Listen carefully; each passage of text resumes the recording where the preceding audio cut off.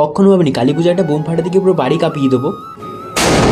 চলো সবটা তোমাদের শুরু থেকেই বলি। তো আজ ছিল কালী পুজোর পরের দিন, আর আজ কিন্তু দধিকর্মা বানানো হবে। তাই জন্য আমরা দধিকর্মা বানানোর বাসনপত্র নিতে চলে আসি। তারপর সন্ধ্যেবেলা হতে কিন্তু আমাদের রান্না করতে দেওয়া ভোগ চলে আসে। আমাদের পার্কে কিন্তু প্রতি বছরই কালী পুজোর পরের দিন কালী পুজোর প্রসাদ হিসাবে নয়তো পোলাও আলুর দম, নয়তো খিচুড়ি আলুর দম, এরকম কিছু না কিছু বানিয়ে আমাদের পার্কের আশেপাশে সবাইকে প্রসাদ হিসাবে দেওয়া হয়। আর এবছর আমাদের সবাইকে দেওয়ার জন্য বানিয়েছে পোলাও আলুর দম। তারপর আমাদের বিটুদা মাইকে অ্যানাউন্স করে জানিয়ে দেয় যে আমাদের পার্কে পুজোর প্রসাদি দেওয়া শুরু হয়ে গেছে, আর সবাই যেন এসে প্রসাদিটা নিয়ে যায়। তারপর আমি আর বিটুদা হাতে করে প্রসাদ নিয়ে বেরিয়ে পড়ি আমাদের আশেপাশে কয়েকটা বাড়িতে প্রসাদ দিয়ে আসার জন্য।